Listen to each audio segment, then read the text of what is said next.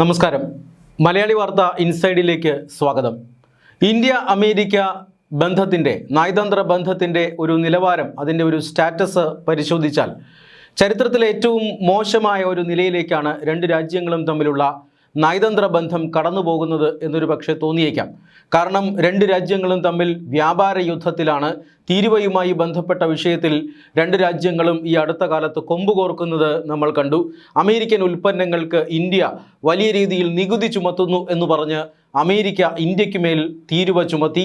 മാത്രമല്ല, റഷ്യയിൽ നിന്നും എണ്ണ വാങ്ങുന്നതിൻ്റെ പേരിൽ മറ്റൊരു 25% കൂടി അമേരിക്ക ഇന്ത്യക്ക് മുകളിൽ നികുതി ചുമത്തുന്നത് നമ്മൾ കണ്ടു. ഇങ്ങനെ തീരുവ യുദ്ധത്തിൽ രണ്ട് രാജ്യങ്ങളും തമ്മിലുള്ള ബന്ധം മോശമായി. മാത്രമല്ല, മറ്റൊരു പ്രധാനപ്പെട്ട കാര്യമെന്നത് ഓപ്പറേഷൻ സിന്ദൂറാണ്. പഹൽഗാമിൽ നടന്ന ഭീകരാക്രമണം, ആ ഭീകരാക്രമണത്തിന് പിന്നിൽ പാകിസ്ഥാൻ്റെ പങ്ക് കൃത്യമായി തന്നെ ഇന്ത്യക്ക് തെളിയിക്കാൻ കഴിയുന്നു.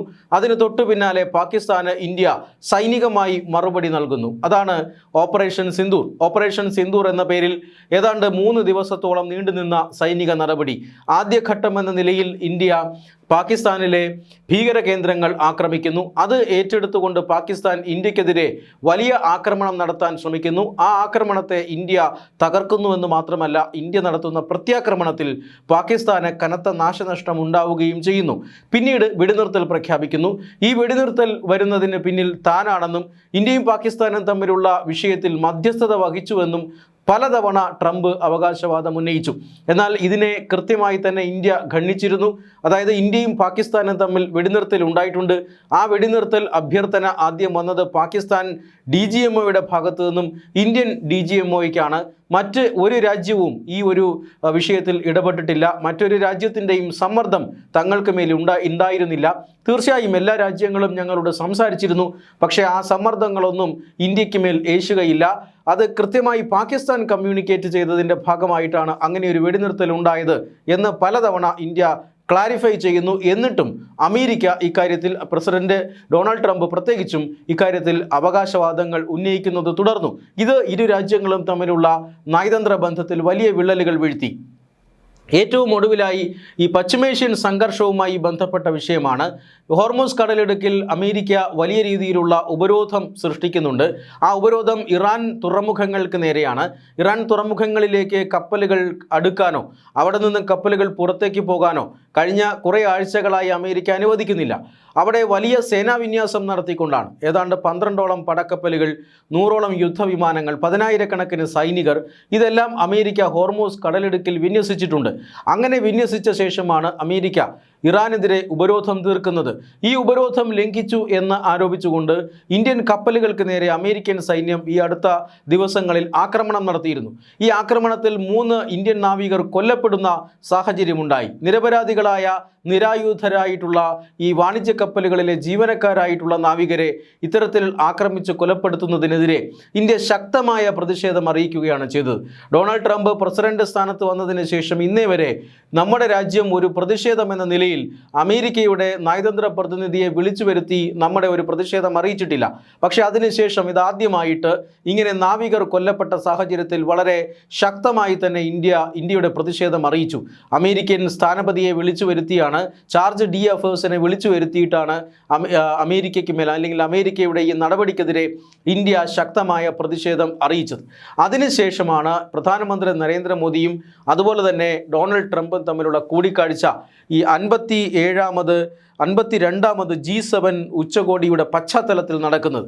ഈ ഉച്ചകോടിയിൽ രണ്ട് നേതാക്കന്മാരും തമ്മിൽ കാണുമ്പോൾ ഉണ്ടായിരുന്ന ഈ നേരത്തെ സൂചിപ്പിച്ചതുപോലെയുള്ള നയതന്ത്ര ബന്ധത്തിലെ വിള്ളലുകൾ അലിഞ്ഞില്ലാതാകുന്നതാണ് നമ്മൾ കണ്ടത്. അതായത് ഇന്ത്യക്ക് ശക്തമായ പിന്തുണ പ്രഖ്യാപിക്കുന്ന അമേരിക്കൻ പ്രസിഡന്റിനെയാണ് നമ്മൾ കഴിഞ്ഞ ദിവസം കണ്ടത്. പ്രധാനമന്ത്രി നരേന്ദ്രമോദി അദ്ദേഹവുമായി കൂടിക്കാഴ്ച നടത്തുന്നു. അമേരിക്കയുമായിട്ടുള്ള ബന്ധം, ഇന്ത്യയുടെ ബന്ധം മെച്ചപ്പെട്ടു വരുന്നതിൽ മോദി സന്തോഷം പ്രകടിപ്പിക്കുന്നു. നമ്മുടെ രണ്ട് രാജ്യങ്ങളെയും പ്രതിനിധീകരിക്കുന്ന ടീമുകൾ ഇക്കാര്യം വളരെ കൃത്യമായി തന്നെ നെഗോഷിയേറ്റ് ചെയ്യുന്നു. ചരിത്രപരമായി രണ്ട് രാജ്യങ്ങളും തമ്മിൽ വളരെ അഗാധമായ ബന്ധമുണ്ട്. ആ ബന്ധം നിലനിർത്തുന്നതിനാവശ്യമായ പ്രവർത്തനങ്ങൾ നടക്കുകയാണ് എന്നുമാണ് പ്രധാനമന്ത്രി നരേന്ദ്രമോദി പറഞ്ഞത്. എന്നാൽ അതിന് മറുപടിയായി Donald Trump president America American president പറഞ്ഞത് ഇങ്ങനെയാണ്. അതായത് മോദി നയിക്കുന്ന ഭാരതം അമേരിക്കയുടെ ഏറ്റവും വലിയ സുഹൃത്താണ്. അതുകൊണ്ട് തന്നെ മോദി നയിക്കുന്ന ഭാരതത്തിനോടൊപ്പം താനുള്ള വൈറ്റ് ഹൗസ് ഉണ്ടാകും എന്നാണ് ഇന്നലെ അമേരിക്കൻ പ്രസിഡന്റ് പ്രഖ്യാപിച്ചത്. മാത്രമല്ല അദ്ദേഹം ഇന്ത്യക്കെതിരെ ചില വിമർശനങ്ങളും നടത്തി. അത് മറ്റൊന്നുമല്ല, ചർച്ചകളിൽ മോദി കണിശക്കാരനാണ്, അദ്ദേഹത്തെ കാണാൻ ഒരു മാലാഖയെ പോലുണ്ട്, അദ്ദേഹം ഒരു സ്നേഹവായ്പ് എന്ന നിലയിലാണ് ഞങ്ങളോടൊക്കെ ഇടപെടുന്നത്, എൻ്റെ ഏറ്റവും ഉറ്റ സുഹൃത്താണ്. പക്ഷേ സ്വന്തം രാജ്യത്തിന് വേണ്ടി വാദിക്കുമ്പോൾ അദ്ദേഹം വളരെ കർക്കശക്കാരനായ ഒരു ചർച്ചക്കാരനാണ് എന്നാണ് ഇന്നലെ ഡൊണാൾഡ് ട്രംപ് മോദിയെക്കുറിച്ച് പറഞ്ഞത്. മോദി അടുത്തിരുന്ന് ഇത് കേൾക്കുകയും അത് ചിരിക്കുകയും ഒക്കെ അത് കേട്ട് ചിരിക്കുകയും ഒക്കെ ചെയ്യുന്നത് നമ്മൾ കണ്ടതാണ്. അത്തരത്തിൽ അമേരിക്ക ഇന്ത്യയുടെ ഒരു നിലപാട്, ഇന്ത്യക്ക് മേലുള്ള ഒരു നിലപാട് മാറ്റിക്കൊണ്ട് മോദിയെ കർക്കശക്കാരനായ ഒരു ഭരണാധികാരി എന്ന് വിശേഷിപ്പിക്കുകയും സ്നേഹസമ്പന്നനായ ഒരു സുഹൃത്ത് എന്ന് വിശേഷിപ്പിക്കുകയും മോദിക്ക് ഈ രാജ്യത്തെ നയിക്കാനുള്ള എല്ലാ ക്വാളിറ്റികളും ഉണ്ടെന്നും അതുകൊണ്ട് തന്നെ നരേന്ദ്രമോദി നയിക്കുന്ന ഭാരതത്തിനൊപ്പം എന്നും അമേരിക്ക ഉണ്ടാകുമെന്നുമാണ് ഇന്നലെ അസന്ദിഗ്ധമായി പ്രസിഡന്റ് ഡൊണാൾഡ് ട്രംപ് പറഞ്ഞത്. മാത്രമല്ല അടുത്ത അദ്ദേഹത്തിൻ്റെ അഭിപ്രായം ഇതിനേക്കാളൊക്കെ ഒരു പടി കടന്നുകൊണ്ടുള്ളതായിരുന്നു. അതായത് ഈ അമേരിക്കയും ഇന്ത്യയും തമ്മിലുള്ള ബന്ധം അത് സൈനികമായി പോലും വളരുന്നു, ഇന്ത്യയുടെ ഒരു മികച്ച സൈനിക പങ്കാളിയായി അമേരിക്ക മാറുന്നു എന്നാണ് അമേരിക്കൻ പ്രസിഡന്റ് പറഞ്ഞതിൻ്റെ അർത്ഥം. ഇന്ത്യയെ ആരെങ്കിലും ആക്രമിച്ചാൽ നരേന്ദ്രമോദിയാണ് ഇന്ത്യയെ ഭരിക്കുന്നതെങ്കിൽ ഞങ്ങൾ അവരുടെ രക്ഷയ്ക്കെത്തും എന്നാണ്. അതായത് ഞങ്ങളെ ആക്രമിച്ചതിന് ശേഷം മാത്രമേ ഇന്ത്യയെ ഇനി മറ്റാർക്കെങ്കിലും ആക്രമിക്കാൻ കഴിയൂ എന്ന് പറയുകയാണ്. അങ്ങനെ പറയുന്നത് മറ്റാരുമല്ല, അമേരിക്ക എന്ന് പറയുന്ന രാജ്യമാണ്. അമേരിക്ക അങ്ങനെ ഒരു നിലപാട് മറ്റേതെങ്കിലും ഒരു രാജ്യത്തിന് അനുകൂലമായി ഈ അടുത്ത കാലത്തൊന്നും എടുത്തതായി നമുക്ക് ഓർമ്മയില്ല. ഇങ്ങനെ ഇന്ത്യക്കൊപ്പം നിന്നുകൊണ്ട് ഇന്ത്യക്ക് വലിയ രീതിയിൽ പിന്തുണ പ്രഖ്യാപിച്ചുകൊണ്ട് പറഞ്ഞിട്ടുള്ള യഥാർത്ഥത്തിൽ ഒരു രാജ്യമേ ഉള്ളൂ, അത് മറ്റാരുമല്ല, ഇസ്രായേലാണ്. ഇന്ത്യയെ ആർക്കെങ്കിലും ആക്രമിക്കണമെങ്കിൽ അവർക്ക് ആദ്യം ഇസ്രായേലിനെ ആക്രമിക്കേണ്ടി വരുമെന്നും അതിനുശേഷം മാത്രമേ ഇന്ത്യയെ ആക്രമിക്കാൻ കഴിയൂ എന്നുമാണ് അന്ന് ഇസ്രായേൽ പ്രധാനമന്ത്രി ബെഞ്ചമിൻ നെതന്യാഹു പറഞ്ഞത്. അത് കേവലം വാക്കുകൾ മാത്രമായിരുന്നില്ല. ഇന്ത്യക്കെതിരെ സൈനിക നടപടി ഉണ്ടായപ്പോഴെല്ലാം ഇസ്രായേലിൻ്റെ ഒരു സാന്നിധ്യം അവിടെ ഉണ്ടായിരുന്നു. ഈ ഏറ്റവും അടുത്ത കാലത്ത് ഓപ്പറേഷൻ സിന്ദൂർ സമയത്തുമൊക്കെ ഇസ്രായേലിൻ്റെ സാന്നിധ്യം നമുക്ക് വളരെയധികം പ്രകടമായി കാണാമായിരുന്നു. ഇന്ത്യയും ഇസ്രായേലും തമ്മിൽ കഴിഞ്ഞ കുറേ കാലമായി രഹസ്യമായും പരസ്യമായും ഒക്കെ ബന്ധങ്ങളുണ്ട്. അതാണ് ഇസ്രായേൽ, അത് പ്രധാനമന്ത്രി അന്ന് ബെഞ്ചമിൻ നെതന്യാഹു എടുത്തു പറഞ്ഞത്. ഇന്ത്യ ഞങ്ങളുടെ സുഹൃത്താണ്, ഇന്ത്യയെ ആർക്കും ആക്രമിക്കാൻ കഴിയില്ല, അങ്ങനെ ആക്രമിക്കണമെന്നുണ്ടെങ്കിൽ ആദ്യം ഞങ്ങളെ ആക്രമിക്കേണ്ടി വരുമെന്ന് പറഞ്ഞ ഒരേ ഒരു രാഷ്ട്രമായിരുന്നു ഇസ്രായേൽ. ഇപ്പോഴിതാ അമേരിക്കയും അതേ അർത്ഥത്തിൽ തന്നെ പ്രതികരിച്ചിരിക്കുന്നു. പ്രധാനമന്ത്രി നരേന്ദ്രമോദിയാണ് ഇന്ത്യ ഭരിക്കുന്നതെങ്കിൽ ഇന്ത്യ ആക്രമിക്കപ്പെട്ടാൽ ഞങ്ങൾ ഇന്ത്യയുടെ സഹായത്തിനെത്തും എന്ന് അമേരിക്കൻ പ്രസിഡന്റ് പറഞ്ഞിരിക്കുന്നു. അതിന് ഞങ്ങൾ തമ്മിൽ കരാറുകളൊന്നുമില്ല. സാധാരണയായി ഇത്തരത്തിലൊരു പ്രഖ്യാപനം നടത്തണമെങ്കിൽ ഇരു രാജ്യങ്ങളും തമ്മിൽ വളരെയധികം സുദീർഘമായ ചർച്ചകൾ നടത്തി ഒരു കരാറിലെത്തേണ്ടതുണ്ട്, ഒരു പ്രതിരോധ കരാറിലേക്ക് എത്തേണ്ടതുണ്ട്.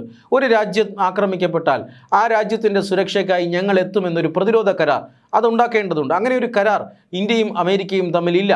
അങ്ങനെ കരാർ ഇല്ലാഞ്ഞിട്ട് പോലും എനിക്ക് വളരെ കൃത്യമായി പറയാൻ സാധിക്കും, എഴുതപ്പെടാത്ത ഒരു കരാർ ഞങ്ങൾ തമ്മിലുണ്ട്. ആ കരാർ ഈ വിഷയത്തിന്മേലാണ്. അതായത് ഇന്ത്യക്ക് ഞങ്ങൾ സമ്പൂർണ്ണമായ പിന്തുണ നൽകും എന്നാണ് ഇന്നലെ പ്രസിഡന്റ് ഡൊണാൾഡ് ട്രംപ് ഈ ഇന്ത്യൻ പ്രധാനമന്ത്രി നരേന്ദ്രമോദിയുമായി G7 ഉച്ചകോടിയുടെ പശ്ചാത്തലത്തിൽ കൂടിക്കണ്ടപ്പോൾ പറഞ്ഞത്. ഇത് തീർച്ചയായും അമേരിക്കയും ഇന്ത്യയും തമ്മിലുള്ള ബന്ധം മെച്ചപ്പെടുന്നു എന്നുള്ളതിൻ്റെ സൂചനയാണ്. അതായത് ഓപ്പറേഷൻ സിന്ദൂറിന് ശേഷം ഇതാദ്യമായിട്ടാണ് രണ്ട് രാജ്യ തലവന്മാർ തമ്മിൽ നേരിൽ കണ്ട് ഔദ്യോഗികമായി ഇങ്ങനെ ഒരു ചർച്ച നടക്കുന്നു. അതുകൊണ്ട് തന്നെ ഈ സമയത്ത് അമേരിക്കൻ നിലപാട് മാറ്റം അത് പാകിസ്ഥാന് എതിരാണ് എന്ന സൂചനയും പുറത്തു വരുന്നുണ്ട്. അമേരിക്കയും പാകിസ്ഥാനും തമ്മിൽ ഈ അടുത്ത കാലത്ത് പ്രത്യേകിച്ചും ഓപ്പറേഷൻ സിന്ദൂറിന് ശേഷം വല്ലാതെ അടുത്തിരുന്നു. അമേരിക്കൻ സൈന്യത്തെ ഉപയോഗിച്ചുകൊണ്ട് ഇന്ത്യയെ ഭയപ്പെടുത്താമെന്നും ഇന്ത്യയുടെ ഭാവിയിലേക്കുള്ള ആക്രമണ ശ്രമങ്ങളെ തടയാമെന്നുമാണ് പാകിസ്ഥാൻ കണക്ക് കൂട്ടുന്നത്. അതിന് അമേരിക്കയെ ഈ പറയുന്ന ബലൂചിസ്ഥാൻ മേഖലകളിലൊക്കെ വിളിച്ചു കൊണ്ടുവന്ന് അവിടെ ധാതു നിക്ഷേപമുണ്ടെന്നും എണ്ണ നിക്ഷേപമുണ്ടെന്നും ഒക്കെ വിശ്വസിപ്പിക്കാനുള്ള ശ്രമം പാകിസ്ഥാൻ ഭരണാധികാരികൾ പ്രത്യേകിച്ചും അസിം മുനീറും ഷഹബാസ് ഷെരീഫും ഒക്കെ നടത്തിയിരുന്നു. അതിനുശേഷം അമേരിക്കയുടെ ഒരു പ്രധാനപ്പെട്ട പങ്കാളിയായി പാകിസ്ഥാൻ മാറുന്നതാണ് നമ്മൾ കാണുന്നത്. പക്ഷേ പിന്നീട് ഈ പശ്ചിമേഷ്യൻ സംഘർഷമൊക്കെ ഉണ്ടായപ്പോൾ പാകിസ്ഥാൻ ഒരു ലീഡ് മധ്യസ്ഥ റോളിലേക്ക് വരികയും ഒക്കെ ചെയ്തു. മധ്യസ്ഥൻ്റേതാണ് റോൾ നിലപാടെങ്കിലും അമേരിക്കയുടെ ആയിട്ടാണ് പാകിസ്ഥാൻ ഈ കാര്യങ്ങളിൽ ഇടപെടുന്നത് എന്ന് വ്യക്തമാണ്. പക്ഷേ പാകിസ്ഥാൻ ഒരു മധ്യസ്ഥ ശ്രമം വഹിക്കുമ്പോഴും യുദ്ധമുഖത്ത് അമേരിക്കയെ പാകിസ്ഥാൻ ചതിക്കുകയായിരുന്നു എന്നതിൻ്റെ ചില സൂചനകൾ അമേരിക്കയ്ക്ക് ഇടയ്ക്ക് കിട്ടി. അതായത് ഇറാൻ്റെ പക്കലുള്ള വ്യോമസേനാ വിമാനങ്ങളെയെല്ലാം ആക്രമിച്ച് തകർക്കാൻ ആദ്യഘട്ടങ്ങളിൽ അമേരിക്ക ഒരു ശ്രമം നടത്തിയിരുന്നു. അതിൻ്റെ ഭാഗമായി ഇറാൻ്റെ വ്യോമസേനയ്ക്ക് കനത്ത നഷ്ടമുണ്ടാകുന്ന രീതിയിലുള്ള ആക്രമണങ്ങളൊക്കെ അമേരിക്കയും ഇസ്രായേലും നടത്തിയിരുന്നു. ആ സമയത്ത് പാകിസ്ഥാൻ അമേരിക്കയെ ചതിച്ചുകൊണ്ട് ഇറാനെ സഹായിക്കുകയായിരുന്നു എന്നതിൻ്റെ തെളിവുകളടക്കം അമേരിക്കയ്ക്ക് കിട്ടി. അതായത് ഇറാൻ്റെ ഏറ്റവും പ്രധാനപ്പെട്ട ചില യുദ്ധവിമാനങ്ങൾ പാകിസ്ഥാൻ്റെ വ്യോമ കേന്ദ്രങ്ങളിൽ ഒളിപ്പിച്ചു വെക്കുകയായിരുന്നു എന്ന് പിന്നീട് അമേരിക്ക തന്നെ കണ്ടെത്തുന്നു. അതുകൊണ്ട് തന്നെ പാകിസ്ഥാൻ തങ്ങളെ യുദ്ധമുഖത്ത് ചതിക്കുകയായിരുന്നു എന്നൊരു നിലപാട് അമേരിക്കയ്ക്ക് ഉണ്ടായിരുന്നു. അതുകൊണ്ട് തന്നെ പിന്നീട് മധ്യസ്ഥ ശ്രമമൊക്കെ വഹിക്കുന്നത് ഗൾഫ് രാജ്യങ്ങളായിരുന്നു. പാകിസ്ഥാനെ ഇതിൽ നിന്നും പൂർണ്ണമായും അമേരിക്ക ഒഴിവാക്കി. എന്നിട്ടും ഈ രീതിയിൽ പാകിസ്ഥാൻ്റെ ചതി മനസ്സിലാക്കിക്കൊണ്ട് അമേരിക്ക ഇന്ത്യയിലേക്ക് മടങ്ങുന്നുണ്ടോ, അല്ലെങ്കിൽ ഇന്ത്യയുടെ പങ്കാളിയായിരിക്കാൻ ഇഷ്ടപ്പെടുന്നുണ്ടോ എന്നതിൻ്റെ സൂചനയാണ് ഇപ്പോൾ പ്രസിഡന്റ് ഡൊണാൾഡ് ട്രംപിൻ്റെ വാക്കുകളിൽ നിന്നും വായിച്ചെടുക്കാൻ സാധിക്കുന്നത്. അതായത് എപ്പോഴും ഇന്ത്യയെ വിമർശിച്ചു കൊണ്ടിരുന്ന, ഇന്ത്യ താരീഫുകളുടെ രാജാക്കന്മാരാണ് എന്ന് പറഞ്ഞുകൊണ്ടിരുന്ന ഇന്ത്യക്കാരായ ഒരുപാട് ആളുകൾ അമേരിക്കയിലേക്ക് കുടിയേറി പാർക്കുന്നുണ്ട്, ഹെൽ ഹോൾ എന്നൊക്കെ ഇന്ത്യയെ വിശേഷിപ്പിച്ച അതേ ഡൊണാൾഡ് ട്രംപ് തന്നെ ഇപ്പോൾ അമേരിക്കൻ പ്രസിഡന്റ് എന്ന നിലയിൽ തൻ്റെ പൂർണ്ണമായ പിന്തുണ നരേന്ദ്രമോദിക്കും അതുപോലെ തന്നെ ഇന്ത്യക്കും അർപ്പിക്കുകയാണ്. ഇന്ത്യയെ സൈനികമായി ആരെങ്കിലും ആക്രമിച്ചാൽ പോലും തങ്ങൾ ഇടപെടും എന്ന് അമേരിക്ക പരസ്യമായി പ്രഖ്യാപിച്ചിരിക്കുന്നു. നാറ്റോ രാജ്യങ്ങൾക്ക് അനുകൂലമായിട്ട് പോലും അമേരിക്ക ഇത്രയും കടുപ്പിച്ച ഒരു പ്രസ്താവന ഈ അടുത്ത കാലത്തൊന്നും നടത്തിയിട്ടില്ല. ഇതുകൊണ്ട് തന്നെ തീർച്ചയായും അമേരിക്കയും ഇന്ത്യയുമായിട്ടുള്ള നയതന്ത്ര ബന്ധത്തിൽ ചില വ്യത്യാസങ്ങൾ ഉണ്ടാകാൻ പോകുന്നു എന്നതിൻ്റെ സൂചനയായിട്ടാണ് ട്രംപ് നരേന്ദ്രമോദി കൂടിക്കാഴ്ചയെ, ഫ്രാൻസിൽ നടന്ന കൂടിക്കാഴ്ചയെ വിശേഷിപ്പിക്കുന്നത്. എന്തായാലും വരും ദിവസങ്ങളിൽ ഇന്ത്യ അമേരിക്ക നയതന്ത്ര ബന്ധം എങ്ങനെ വികസിക്കുന്നുവെന്ന് കണ്ടറിയേണ്ടി വരും. ഇന്ത്യയും അമേരിക്കയും തമ്മിലുള്ള വ്യാപാര ചർച്ചകൾ പുരോഗമിക്കുകയാണ്. മറ്റു ചില ഈ ആയുധ ഇടപാടുകളുമായിട്ടൊക്കെ ബന്ധപ്പെട്ട ചർച്ചകളും പുരോഗമിക്കുകയാണ്. മാത്രമല്ല ഈ മിഡിൽ ഈസ്റ്റിൽ വലിയ പ്രശ്നങ്ങൾ നടക്കുന്നു. ആ സംഘർഷത്തിനിടയിലാണ് ഇന്ത്യ ഇത്തരത്തിലൊരു അഭിപ്രായ പ്രകടനം അല്ലെങ്കിൽ ഇത്തരത്തിലൊരു ചർച്ചയുമായി മുന്നോട്ട് വരുന്നത്. ആ ചർച്ചയിൽ ഇന്ത്യയെ വളരെ കട്ടയ്ക്ക് പിന്തുണയ്ക്കുന്ന ഒരു നിലപാട് അമേരിക്ക സ്വീകരിക്കുകയും ചെയ്തിരിക്കുന്നു. തീർച്ചയായും ഇത് ഇന്ത്യ അമേരിക്ക നയതന്ത്ര ബന്ധം മെച്ചപ്പെടുന്നതിൻ്റെ സൂചനയായിരിക്കാമെന്ന് പല വിദഗ്ധരും അഭിപ്രായപ്പെടുന്നുമുണ്ട്.